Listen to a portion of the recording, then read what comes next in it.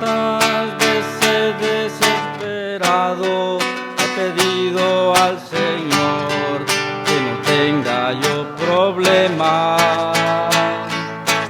Cuántas veces desesperado he pedido al Señor que no me mande ya más pruebas. Y el Señor me contesta de esta manera: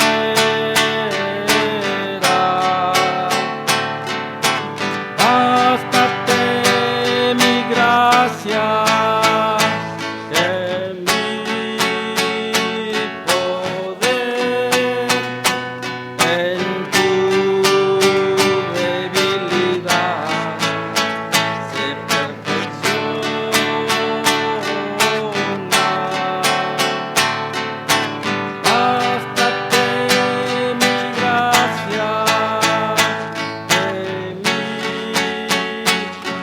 poder en tu debilidad se perfecciona.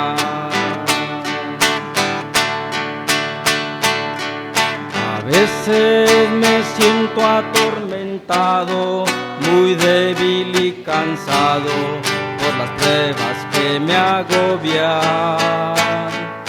Escucho aquí en mi pensamiento la voz de mi Jesús, que me consuela y me da aliento. Y me dice mi Señor de esta manera: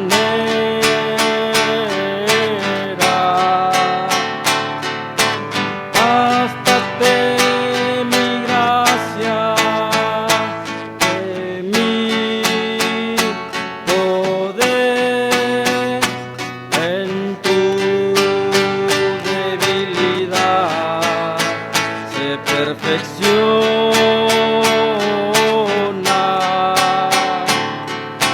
Bástate mi gracia, que mi poder en tu debilidad se perfecciona. Amén. Dejo el tiempo con nuestro hermano Abner. Hola hermanos, bienvenidos hoy a nuestro culto. Muy bien, iniciamos rápidamente con Gálatas capítulo 3. Recordarles, amados hermanos, que estamos viendo cómo es que Pablo está argumentando a favor de que se tenga la fe, solamente la fe para salvación y no las obras, en este caso obras de la ley para salvación. No está diciendo que no hay que hacer obras cuando tengamos salvación. Eso está en Gálatas también capítulo 5. Nadie debe pensar de que, bueno, por fe y nada más por fe ya soy salvo, o sea, salvo siempre salvo, en el sentido de que puede pecar después. En Gálatas 5 se va a hablar de la vida del creyente ya cumpliendo la santidad. Pero primero quiere derribar el argumento de que no, hay que tener obras para ser salvo, y en su argumentación va a usar la experiencia del padre Abraham. Estoy en Gálatas capítulo 3, versículos 6 al 9. Gálatas capítulo 3, del versículo 6 al 9. Voy a leer y luego comentar. Dice así: así Abraham creyó a Dios y le fue contado por justicia. Sabed, por tanto, que los que son de fe, estos son los hijos de Abraham. Y la Escritura, previendo que Dios había de justificar por la fe a los gentiles, dio de antemano la buena nueva a Abraham, diciendo: en ti serán benditas todas las naciones. De modo que los de la fe son bendecidos en el creyente Abraham. Muy bien, ¿qué tenemos aquí? La primera declaración, un argumento a favor de dar preferencia o por lo menos preeminencia a la fe, y en Romanos también Pablo va a decir cuál es primero, la fe o las obras. O nuestro padre Abraham, al declararse justificado, porque dice en Génesis que ciertamente fue declarado justo Abraham por su fe, ¿fue en el periodo de la ley o antes de la ley? Por supuesto, cronológicamente, Pablo argumenta, no, primero fue la fe y tiempo después, si hacemos caso a la cronología bíblica, quizá 400 años después, vino la ley. Entonces, primero la fe. Y va a tomar este argumento ahora aquí en Gálatas. Ahora hay una discusión en cuanto a cronología, si es que Pablo escribió primero Gálatas y luego Romanos o viceversa. Para mí, por lo menos hasta donde yo estudié, primero escribió Gálatas. Y luego va a argumentar esa idea de la justificación por la fe, basado en Abraham, en Romanos. Bien, el versículo 6 nos da esta declaración: Abraham creyó a Dios y le fue contado por justicia, y nosotros debemos ser justificados. Entonces, como creyó Abraham, nosotros también podíamos ser justificados por esa fe, solamente en la fe en Dios. Luego el versículo 7 hace una declaración que nosotros los gentiles, se refiere a nosotros los gentiles, por supuesto, no a los judíos, porque ellos sí son hijos de Abraham por la sangre, pero los gentiles, si es que tienen fe, pueden considerarse en la fe hijos de Abraham. Pero eso no significa que seamos judíos, por si acaso. No hay una bandera de Israel y somos una de las 10 tribus perdidas de Israel, no. Lo que está diciendo solamente es, si Abraham creyó y le fue contado por justicia, todos los que siguen el ejemplo de Abraham serían también sus hijos. Versículo 8 hace una especie de cambio en su retórica, cambio cronológico, porque lo que va a decir el versículo 8 es Génesis 12. Pero lo que dijo en el versículo 6 es Génesis 15. Bueno, lo cierto es que está argumentando. Y Pablo dice, y la Escritura se refiere a la Torá, más específica, a Génesis, previendo que Dios había de justificar por la fe a los gentiles, o sea, Dios, según Pablo, y eso es verdad teológicamente, Dios es omnisciente y presciente, o sea, Dios todo lo conoce, y presciente es, lo conoce de antemano. Ya a través de eso, con esa declaración, en ti serán benditas todas las naciones, también está declarando que las naciones incluyen a los gentiles, por tanto a nosotros seremos justificados como Abraham por la fe. Quiero explicar brevemente el versículo 8, cuando dice, en ti serán benditas todas las naciones. 3 formas de interpretar. Y la última creemos que es la correcta. En su contexto original, cuando Dios le da esta promesa a Abraham, cuando se llamaba Abraham nada más, no Abraham como luego, le dice esta promesa, y cualquiera que hubiese escuchado esa promesa, quizá hubiera dicho, en ti, o sea, Abraham será de bendición a las naciones. Pero faltó algo, todas. Faltó algo, porque no fue de bendición a todas.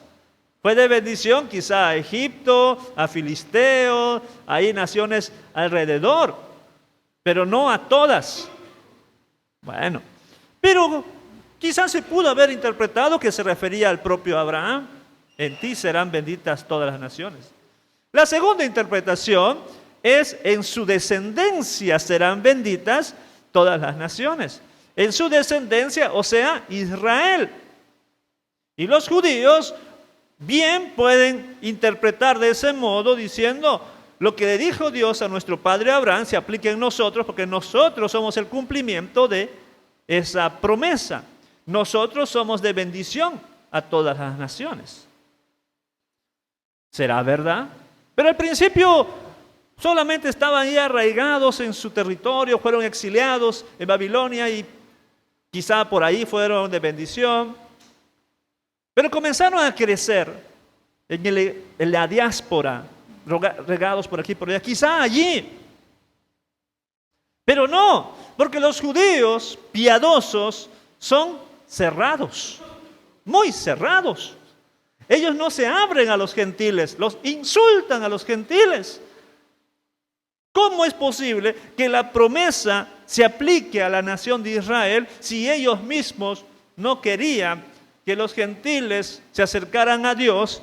Y si lo hacían, les ponían tantas cargas, tantos requisitos para formar parte del pueblo de Israel. Porque era un proceso del temeroso, del prosélito y así, para ver si realmente valía la pena que este gentil adore a nuestro Dios, decían los judíos.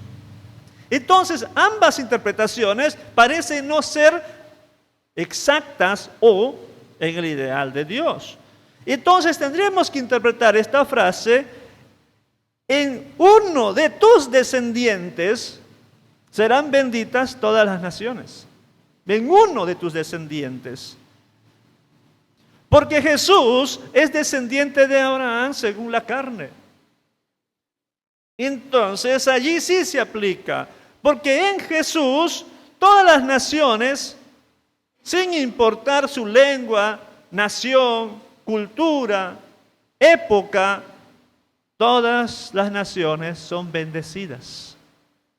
En Jesús. Y de eso tiene que ver con Santa Cena hoy. En Jesús, Dios preveyendo de que los gentiles también deberían ser justificados por la fe, hizo la promesa de que en un descendiente de Abraham, todos los gentiles serían benditos. Versículo 9. De modo que los de la fe son bendecidos con el creyente Abraham. El descendiente de Abraham, Jesús, murió en la cruz para salvarnos, para que creyendo en Él, va a decir Pablo en Gálatas, en Romanos y en otras epístolas, seamos justificados como Abraham. No necesitamos las obras de la ley, solamente creer como creyó Abraham. Y la mayoría de los que están aquí han seguido ese paso, ¿verdad? La mayoría ha ido bajo esa instrucción. Cree y serás salvo. Cree y serás justificado. ¿Quiénes van a tomar la Santa Cena hoy? Los que son hijos de Abraham por haber seguido la fe de Abraham. Los que han sido justificados como Abraham fue justificado. Los que han recibido la bendición del descendiente de Abraham. Los creyentes en Jesús. Aquel que murió en la cruz. Y recordamos en cada Santa Cena su sacrificio. Vamos a orar. Señor, muchas gracias. Gracias por este pasaje que nos hace recordar tu gran amor por nosotros. Que ya estaba prometido, según este pasaje, ya estaba previsto en la promesa a Abraham. Según otros pasajes, ya estaba previsto desde antes de la fundación del mundo. Señor, gracias. Gracias porque nosotros los gentiles, los no judíos, que antes el acceso a esta maravillosa gracia estaba muy restringida por el pueblo judío principalmente. Como Pablo dijera en Gálatas, había una gran enemistad, una barrera que separaba. Pero Cristo Jesús vino a derribar esa barrera, a reconciliar judíos y gentiles, los de la circuncisión con los de la incircuncisión. Gracias porque nos amas, Señor. Nos amas tanto. Queremos reconocer tu amor. Pensaste en nosotros.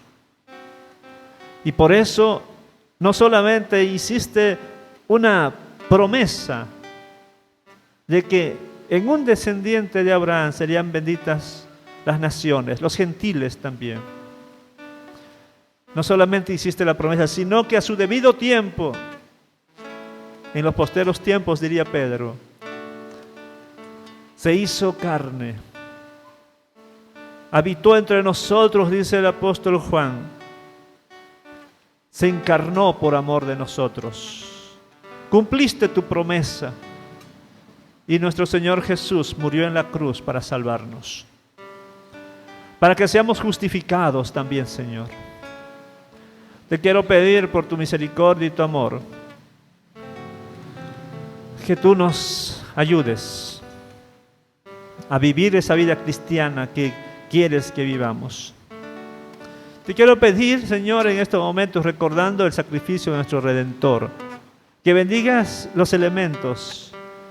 Dice el pan que representa el cuerpo de nuestro Señor, y bendice la copa que representa la sangre de nuestro Salvador. Bendice a tus hijos que también van a tomar con gratitud y compromiso. Gracias, muchas gracias. Oramos en Jesucristo. Amén. Por favor, 2 voluntarios que me ayuden a repartir los elementos. Tenemos a Mauricio, uno más, por favor.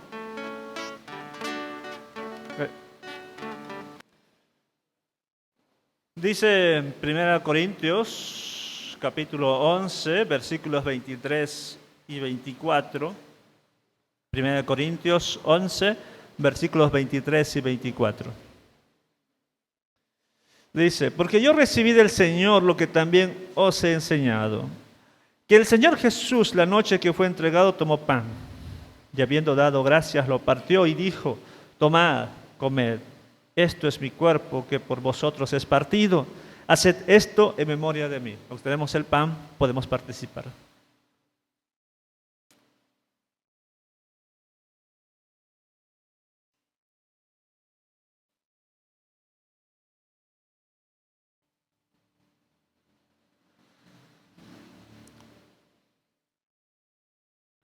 Dice el versículo 25.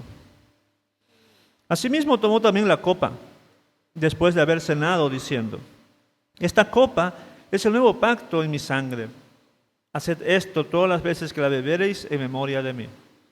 Los que tenemos la copa podemos participar.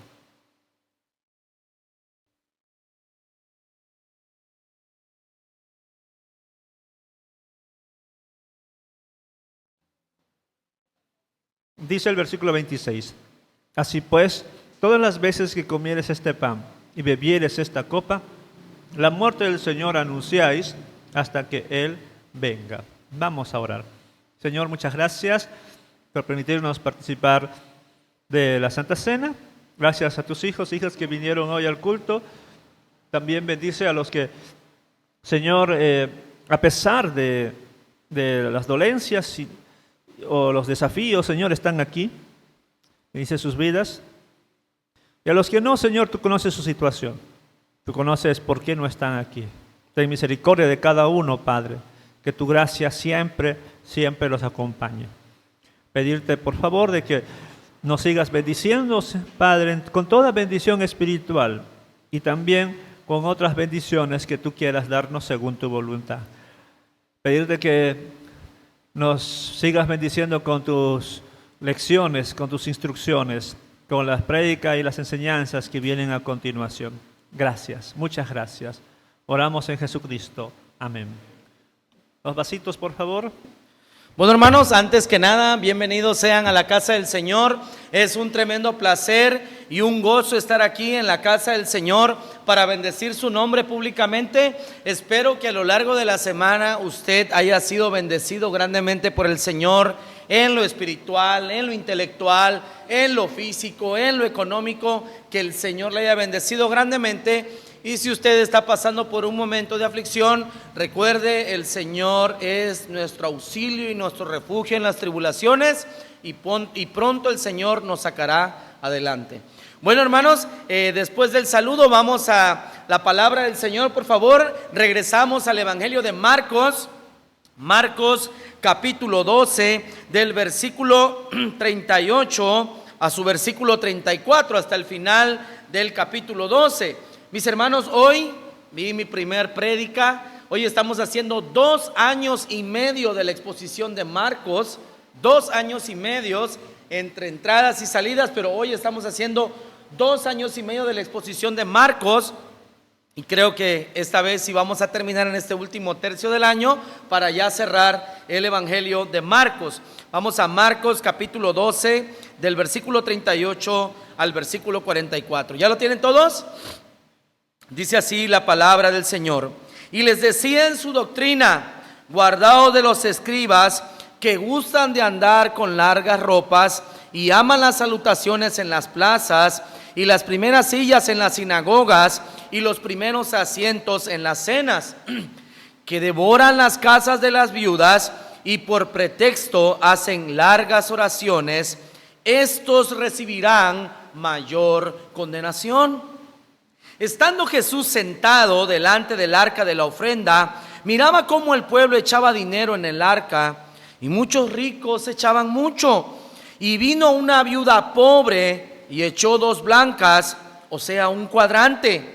Entonces, llamando a sus discípulos, les dijo: de cierto os digo que esta viuda pobre echó más que todos los que han echado en el arca, porque todos han echado de lo que les sobra, pero esta de su pobreza echó todo lo que tenía, todo su sustento. Mis hermanos, como les decía, estamos entrando en la última semana del ministerio terrenal de nuestro Señor Jesucristo. Este día es el martes, el cual de las preguntas públicas difíciles. Y después de después de que los fariseos, los escribas, les tendieron una y otra vez trampas públicas al Señor, preguntas trampas para hacerlos caer, mientras que el Señor siempre les respondió con sabiduría, dejándolos en ridículos a ellos. Ahora, mis hermanos, el Señor Jesucristo, después de estar a la defensiva, ahora pasa al ataque. Y mis hermanos, lo que va a hacer, va a comenzar a señalar a los religiosos de su tiempo, aquellos que le odiaban, le aborrecían, le perseguían y le hacían preguntas difíciles para entramparlo. Y creo, mis hermanos, que para entrar en este tema, creo que la gran mayoría de los que estamos aquí presentes pensamos que de una u otra manera es bueno ser religioso. Creo que todos pensamos eso, la gran mayoría de los que estamos aquí. Todos piensan, bueno, pues va a tal iglesia, va a tal movimiento, a tal denominación, no pasa nada, qué bueno. Total, todos estamos en búsqueda de Dios, ¿verdad? Todos, la gran mayoría de los que estamos aquí, pensamos de esa manera. Pero la verdad es que no cualquiera nos puede acercar a Dios. Esa es la verdad que en la Biblia se revela. ¿Y saben algo, mis hermanos? ¿Y saben algo, mis hermanas? ¿Qué es lo que más nos importa? Jesús pensaba todo lo contrario. Jesús pensaba que los religiosos de su tiempo no entrarían al reino de los cielos. Vuelvo a repetir esto. Jesús pensaba, porque él lo sabía como Dios, que los religiosos de su tiempo no entrarían al reino de los cielos. En cambio decía: las prostitutas y los publicanos van delante de vosotros al reino de los cielos. Y eso era grandemente chocante para los religiosos de su tiempo. Mis hermanos, los más grandes enemigos de Dios en esta tierra, en su ministerio público, no fueron los borrachos, no fueron los cobradores de impuestos, ni siquiera Roma. Los más grandes enemigos del Señor fueron los religiosos de su tiempo. Mis hermanos, ellos persiguieron arduamente al Señor. Pero quiero decirles algo en esta mañana: para Jesús, para nuestro Dios, ellos eran nada, nada para el Señor. Todo lo contrario, para el pueblo, ellos eran tenidos como los príncipes de la nación. Ellos decían, mis hermanos, Dios le dio la ley a Moisés, Moisés le dio la ley a Josué, Josué le dio la ley a los ancianos, los ancianos se la dieron a los profetas y finalmente nuestros profetas se lo dieron a los escribas. Imagínense en el gran honor que tenían a estos religiosos de su tiempo. Por eso en esta mañana quiero que meditemos bajo el tema titulado Una falsa religiosidad contra una devoción verdadera. Una falsa religiosidad contra una devoción verdadera. Y vamos a ver los contrastes. Vamos a ver punto número 1, la advertencia de Jesús contra los religiosos de su tiempo. Versículo 38 al versículo 34.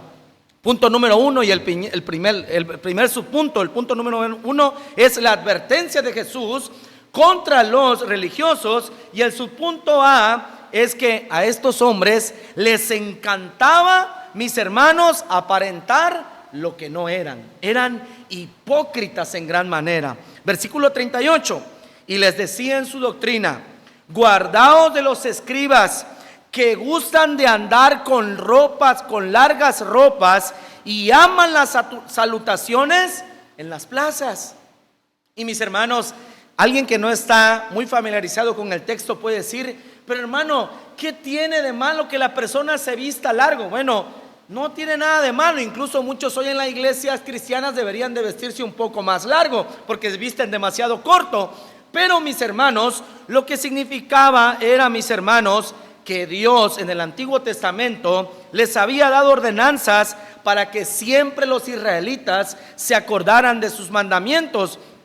Y de una u otra manera, Él les había dejado mandatos para que recordaran siempre la ley de Dios. Eso está en Números capítulo 15, versículo 37 al 41. Lo voy a leer. Cuando Dios le dice a Moisés claramente: Jehová habló a Moisés diciendo: habla a los hijos de Israel y diles que se hagan franjas en los bordes de sus vestidos por sus generaciones, y pongan en cada franja de los bordes un cordón azul, que les iba a recordar lo celestial, que Dios estaba arriba y que siempre los estaba observando.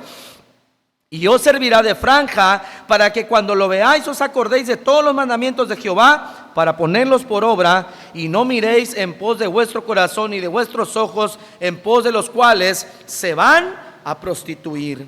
En pocas palabras, mis hermanos, estos hombres se vestían largamente, y estas ordenanzas que el Señor les había dado de ponerse esas filacterías en sus vestidos, cada vez las hacían más largas y las hacían más largas. Y esto, mis hermanos, ellos lo aprovechaban, y mis hermanos desfilaban a diario entre el pueblo de una manera piadosa y ostentosa. O sea que cuando ellos caminaban, jugaban sus vestidos para que la gente que iba alrededor dijeran: acuérdate de Jehová, acuérdate que yo soy su siervo, acuérdate que yo le sirvo, mira cuán piadoso soy, mira que siempre estoy recordando y te estoy recordando la ley de Dios. Y Cristo los observaba, y como les decía al principio, para la gente era wow, wow, la Gestapo de la santidad. La gente se admiraba, pero para nuestro Salvador eso no era nada.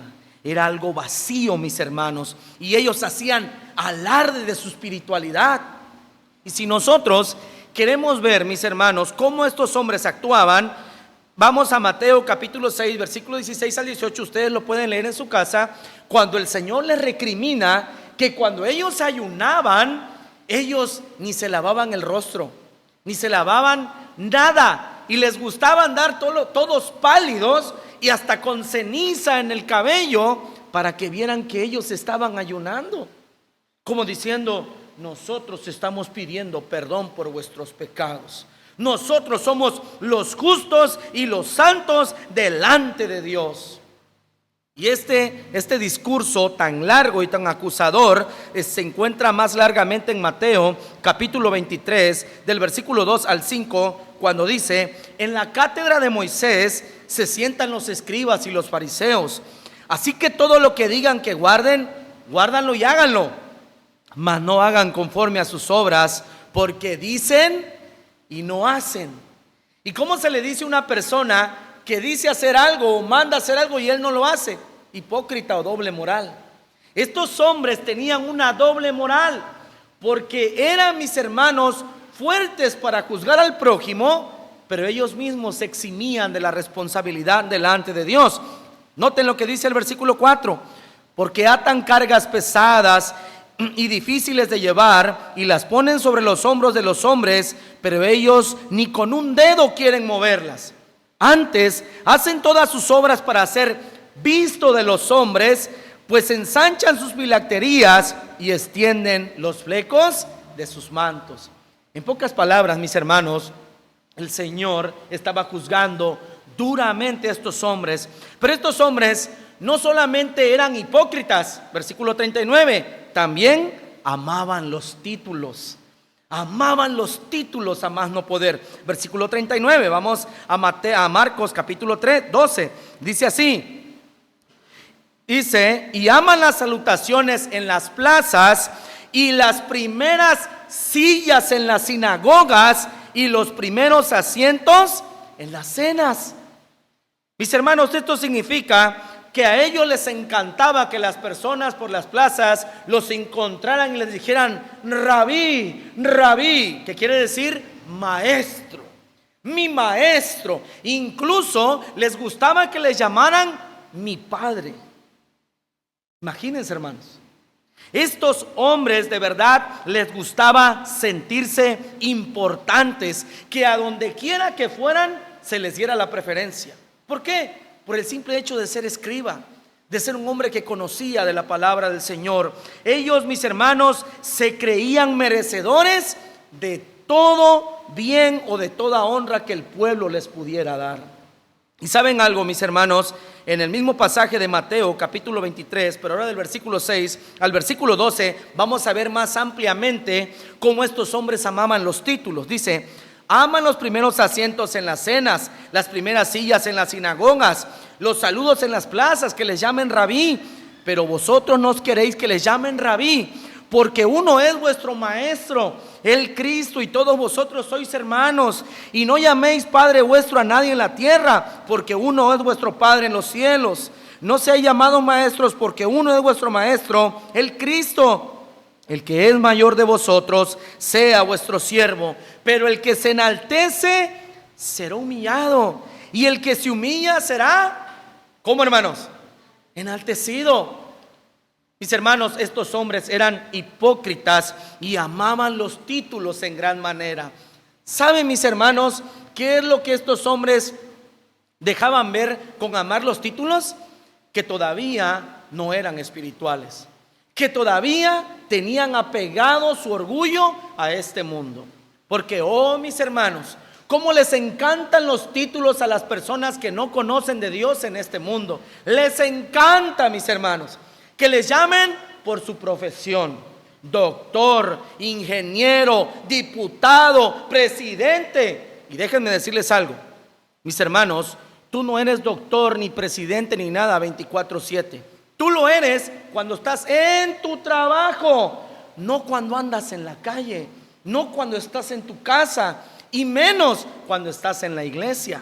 Y déjame decirles algo, mis hermanos, en nuestros días las personas y los falsos maestros son igualitos a estos fariseos, a estos escribanos, igualitos. Hoy los pastores ya no quieren ser llamados pastores, les gusta que les llamen apóstol, profeta, patriarca, reverendo, maestro, y en pocas, hasta el último, mi capellán, ¿verdad? Yo soy capellán.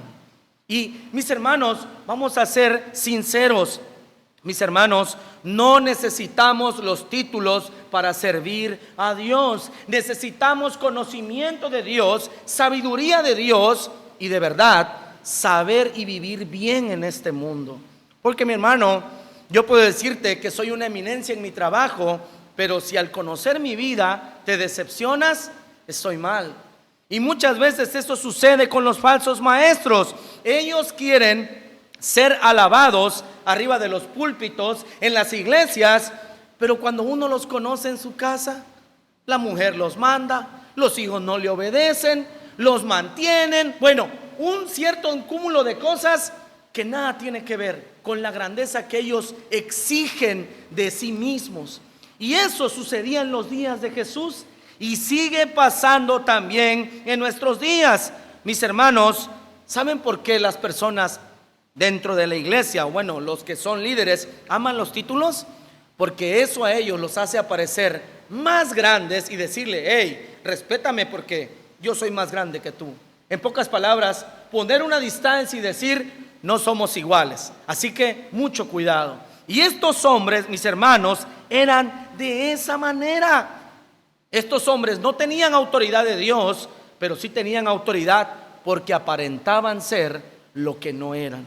Finalmente, mis hermanos, y aquí se conoce mucho a los falsos maestros, estos hombres eran avariciosos, amaban el dinero, eran hipócritas, les encantaban los títulos y finalmente la marca indistintiva de un falso maestro: le encanta el dinero fácil, el dinero que no se ha ganado, el dinero que no le corresponde, el dinero de las ovejas.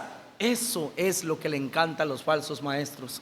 Finalmente, en el versículo 40, el Señor les va a decir, y noten que se meten con la parte más débil de aquellos días, que devoran las casas de las viudas y por pretexto hacen largas oraciones. Largas oraciones. Miren, hermanos, en aquellos días, en el primer siglo, cuando una mujer quedaba viuda, no tenía mucha posibilidad de trabajo. Y no porque la sociedad fuera machista, como dicen ahora las feministas, no, sino porque en el siglo primero los trabajos eran totalmente con fuerza humana. ¿Y quién es el más fuerte? El hombre.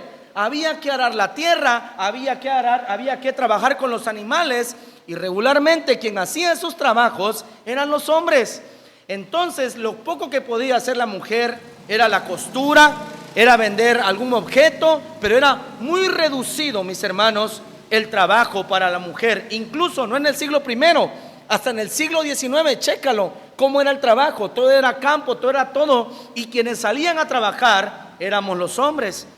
Mis hermanos, entonces como una mujer no podía trabajar porque el trabajo era muy físico, entonces la mujer se quedaba en casa, y entonces estos hombres sabían que tal mujer de dinero se había quedado viuda y tenía mucho dinero y no tenía quien la cuidara. Entonces ellos llegaban y decían: vamos a orar por ti, y ponían una cara de espiritualidad y le decían: hija, ¿quién mejor que yo para administrar tus bienes? ¿Quién mejor que yo para cuidar el dinero que tu viudo esposo te dejó, para que no venga un hombre y se aproveche y goce del trabajo de otro? Déjamelo a mí, deja que yo te cuide. ¿Y qué era lo que sucedía? Las mujeres se lo daban. ¿Por qué? Porque estos hombres eran tenidos por dignos de honor en el pueblo, lo que les dije al principio. Estos hombres llegaban: hija, supimos lo que pasó, vengo a orar por ti. Y después de orar largamente, soltaban, metían lo más profundo la mano en la riqueza y decían: deja que yo administre tu riqueza. Y si algo llega a pasarte, créeme, todo va a ser para el servicio al Señor. Qué inteligentes, hermanos. Qué inteligentes y qué sinvergüenzas, mis hermanos. Hermanos, para evitar todo esto, para que nosotros podamos evitar en nuestros días todas estas alevosías y ventajas de este tipo de hombres que hasta el día de hoy están vigentes, porque vamos a Mateo capítulo 23, donde el Señor se extiende un poco más. Mateo capítulo 23, del versículo 16 al 21 y luego del 25 al 27, voy a leer cuál era su comportamiento. Mateo 26, del 16 al 31. Hay de vosotros, guías de ciegos, que decís: si alguno jura por el templo no es nada, pero si alguno jura por el oro del templo, es deudor. Qué tontos. Tenían amor por el dinero. Insensatos y ciegos, porque ¿cuál es mayor, el oro o el templo que santifica al oro? Si también decís, si alguno jura por el altar, no es nada, pero si alguno jura por la ofrenda que está sobre él, es deudor. Necios y ciegos, porque ¿cuál es mayor, la ofrenda o el altar que santifica la ofrenda? Pues el que jura por el altar, jura por él y por todo lo que está en él. Y el que jura por el templo, jura por él y por el que lo habita. Versículo 25 al 27. Ay de vosotros, escribas y fariseos hipócritas, porque limpiáis lo de afuera del vaso y del plato, pero por dentro estás lleno de robo e injusticia. Fariseo ciego, limpia primero lo de adentro del vaso y del plato, para que también lo de afuera sea limpio. Ay de vosotros, escribas y fariseos hipócritas, porque sois semejantes a los sepulcros blanqueados, que por fuera la verdad se muestran hermosos, mas por dentro están llenos de huesos de muertos y de toda inmundicia. Mis hermanos, el Señor los exhibió públicamente aquel día, aquel martes, antes de ser llevado a la cruz 2 días antes. Él los exhibió públicamente. Y toda esa fachada de mentira, de santidad, fue desnudada aquella tarde por el Señor Jesucristo. Ahora, mis hermanos, yo quiero decirles algo. Cuando nosotros, o si tú conoces a una persona que va a una iglesia donde cada domingo se habla del dinero, donde cada visita se trata de dar, donde por todo y por todo te sacan dinero, sal huyendo por tu vida. No solo por tu dinero, sino por el beneficio espiritual de tu alma. Y digo esto, mis hermanos, porque muchas personas hoy nos ven por YouTube. Y yo quiero hacer un llamado a las personas que nos ven. Si estás en una denominación donde todo se habla de dinero y donde este tipo de líderes son hipócritas, aman los títulos y aman el dinero, sal por tu vida espiritual. Mis hermanos, los falsos maestros aman, adoran el dinero. ¿Y saben algo? Quieren ser millonarios a favor de otras personas. Se parecen mucho a los políticos de nuestros días. Aman el dinero y quieren que otro trabaje por ellos y ellos enseñorearse y llenarse las bolsas hasta más no poder. Dice en 1 Timoteo 6:10 que raíz de todos los males es el amor al dinero. No el dinero, el amor al dinero. Pero una persona que no ama a Dios, una persona que no trabaja, que no sabe lo que es esforzarse en este mundo, mi hermano, está en peligro de ser amante del dinero y de llevar ignominia al nombre de nuestro Dios. Uno de los más grandes ejemplos en las Escrituras, el gran apóstol Pablo, en el libro de los Hechos, en el capítulo 20, versículo 33 al 35, el apóstol Pablo dice algo bien interesante. Dice en el versículo 33, miren cómo se comportan los falsos maestros y cómo se comporta un verdadero siervo de Dios. Versículo 33, ni plata ni oro ni vestido de nadie he codiciado. Antes, como vosotros sabéis, para lo que me ha sido necesario a mí, a los que están conmigo, estas manos me han servido. O sea, ha trabajado. 35, y en todo les he enseñado que trabajando así se debe ayudar a los necesitados y recordar las palabras del Señor Jesús que dijo, más bienaventurado es dar que recibir. Esa es la mentalidad de un verdadero hijo de Dios, de un verdadero siervo del Señor, que está dispuesto a dar en lugar de recibir. ¿Por qué? Porque ha entendido la bendición de Dios. Mis hermanos, los falsos maestros aman el dinero y no quieren poquito dinero, quieren mucho dinero, quieren hacerse millonarios con el dinero de las personas. Y ¿saben algo, mis hermanos? Su ambición no tiene límites. No tienen vergüenza al pedirle todo el dinero a las personas para ellos tener lo que no merecen porque nunca han trabajado. Finalmente, mis hermanos, vamos al punto número 2 y vamos a ver la entrega total de una viuda. Vimos como punto número 1 la advertencia de Jesús sobre los falsos maestros y ahora vamos a ver la entrega total de una viuda. Vamos al texto en Marcos capítulo 12, ahora del versículo 41 al 44. Estando Jesús sentado delante del arca de la ofrenda, yo quiero que se imaginen este momento de la escritura. Estando Jesús sentado delante del arca de la ofrenda, miraba cómo el pueblo echaba dinero en el arca y muchos ricos echaban mucho. Miren, hermanos, aquel lugar, mis hermanos, se componía en el patio de las mujeres. Habían 13 depósitos diferentes y eran como el shofar. No sé si ustedes han visto el shofar en el internet, que es como una trompeta de cuerno de carnero que tocaban los judíos. Bueno, era como un embudo, ¿no? Estaba grande, pero era reducido. Entonces, estando en ese lugar, las personas llevaban sus ofrendas allí y por ende no habían billetes, o mis hermanos, eran más monedas. Entonces dice el texto, mis hermanos, que las personas, los ricos, echaban ¿cuánto? ¿Mucho o poco? Mucho. Dice que daban demasiado. Ahora, mis hermanos, yo quiero decirles algo. Si los líderes eran ostentosos e hipócritas, ¿cómo iba a ser el pueblo? ¿Cómo iba a ser el pueblo? Igual o peor. ¿Por qué? Porque los escribas habían enseñado por años. La teología era: si tú eres rico, Dios está contento contigo. Ni que ver la enseñanza de hoy.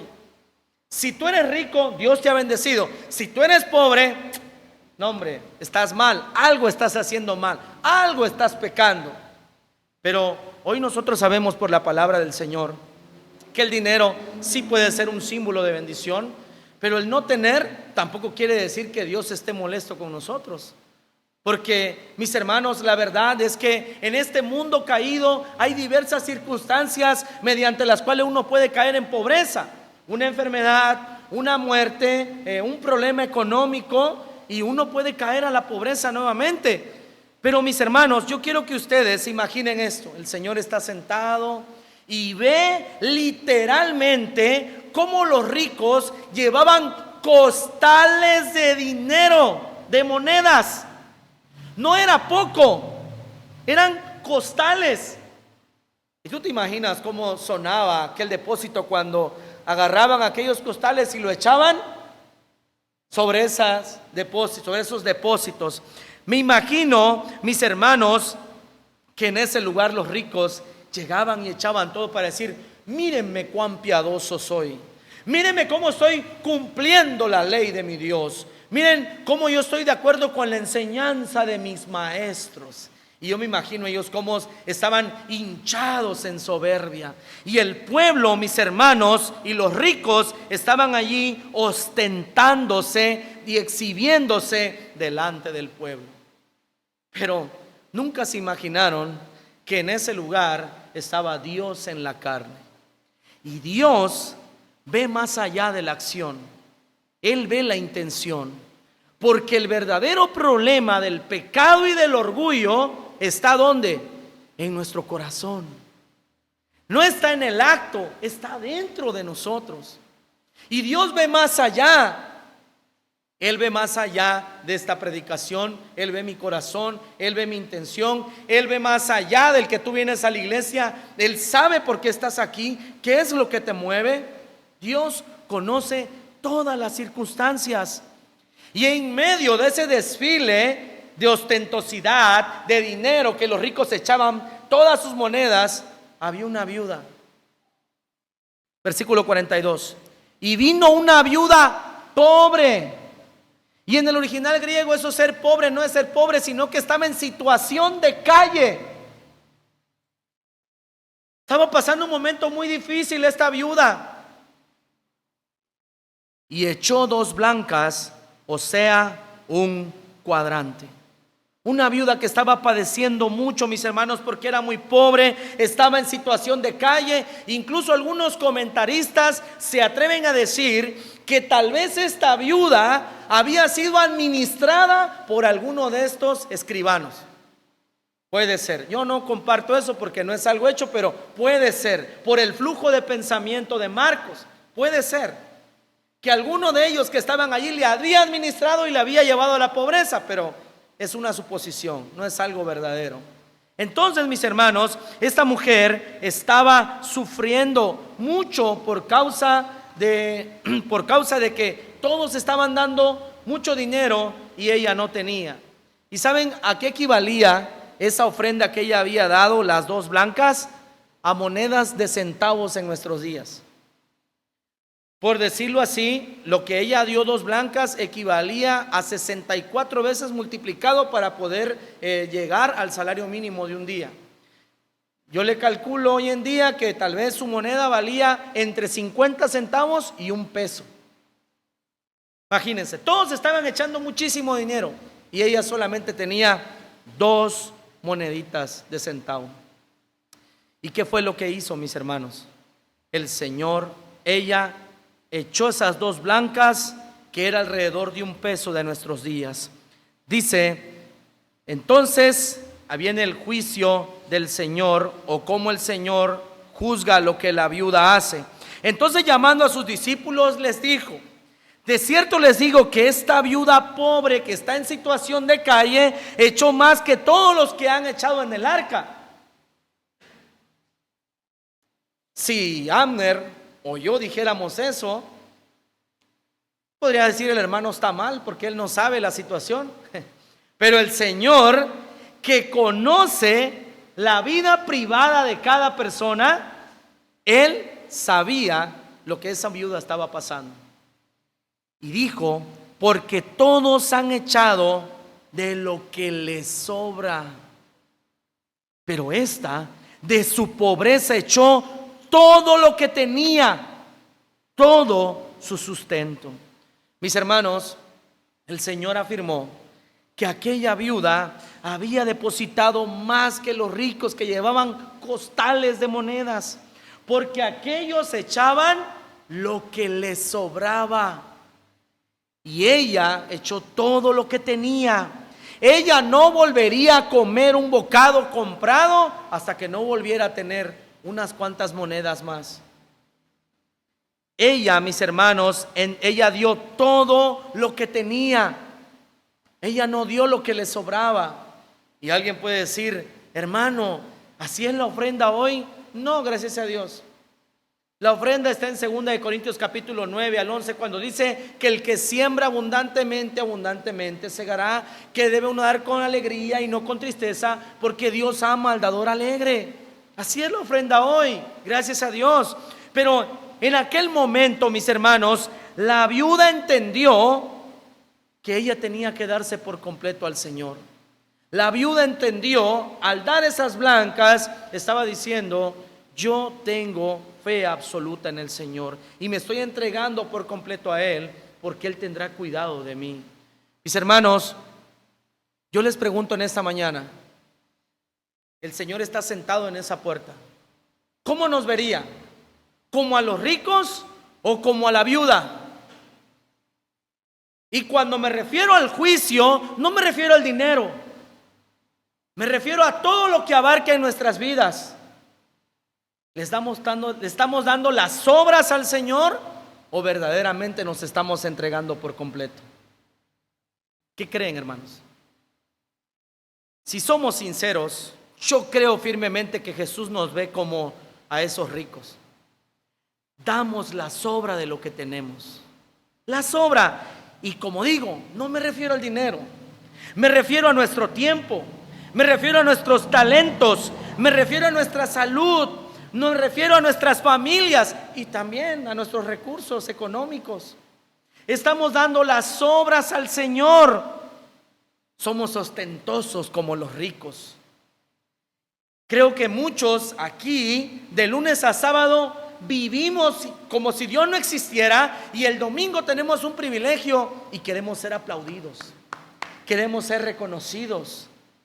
Nos hicimos, de verdad, no hicimos nada el de lunes a sábado y el domingo queremos ser glorificados. Y Dios está en este lugar y Él ve todas las cosas. ¿Cómo nos ve Él? ¿Como la viuda o como a los ricos? Yo creo firmemente que Él nos ve como a los ricos. Porque nosotros, mis hermanos, no nos estamos entregando por completo al servicio a Dios. Queremos ser respetados y reconocidos, pero no nos entregamos por completo al Señor.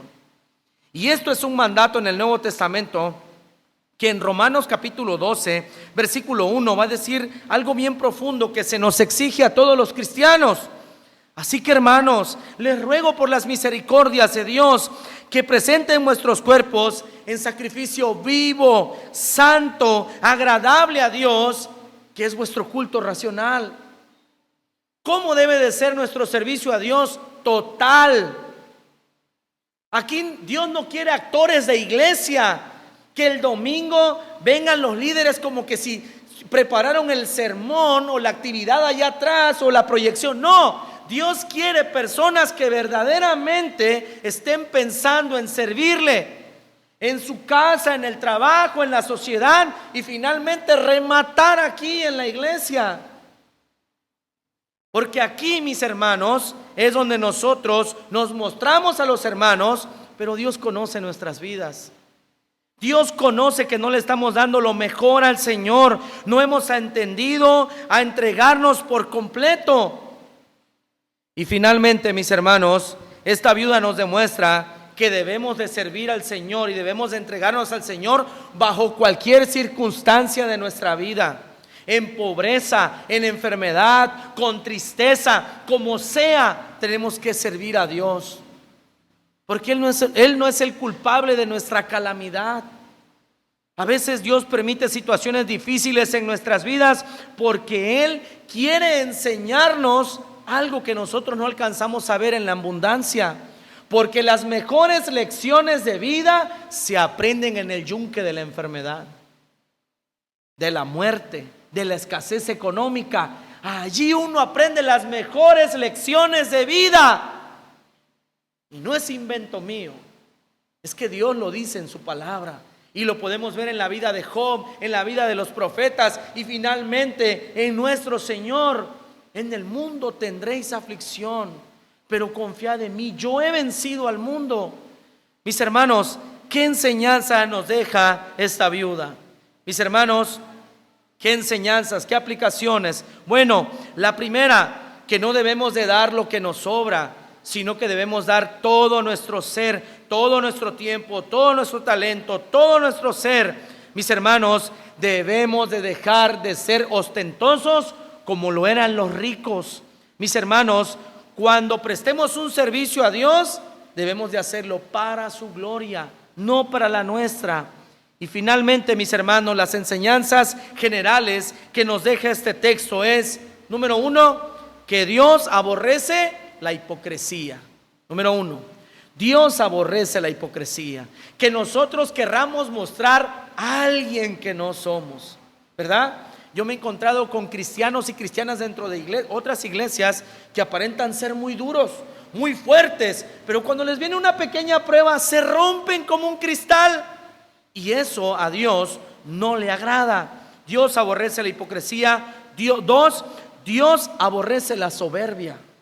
Pensar que nosotros somos más que otras personas y que deberían de respetarnos. O peor aún, cuando decimos, es que yo tengo un título y fulano de tal no lo tiene. Eso a Dios no le agrada. Dios aborrece las soberbias. 3, Él aborrece que se adultere su palabra. 4, Él aborrece que nosotros amemos las riquezas. 5, que busquemos nuestra propia gloria. 6, que nos entreguemos a su servicio buscando nuestra propia gloria. Y finalmente, mis hermanos, para terminar este sermón, yo quiero decir y pedir a Dios que Dios nos ayude a tener una devoción profunda por Él, como lo tuvo la viuda, y que no seamos hipócritas y ostentosos como lo eran los ricos y los religiosos de su tiempo, porque Dios traerá a juicio toda mala obra en nuestras vidas. Que Dios nos ayude, mis hermanos. Vamos a orar, vamos a darle gracias a Dios por su palabra. Señor, te damos gracias por tu palabra. Padre, te pido que en esta hora de la mañana nos ayudes a guardar tu palabra, a ponerla por obra, Señor. Que nos ayudes a tener una devoción profunda por ti. Que, Señor, seamos como la viuda que tenía una devoción profunda por usted, sin hipocresías, sin alarde, y usted se agradó de aquello, Señor. Yo te pido, Padre, que nos veas como aquella viuda, que entregamos todo nuestro ser. Ayúdanos, Padre, porque todos te hemos fallado. En el nombre de Jesús. Amén y amén.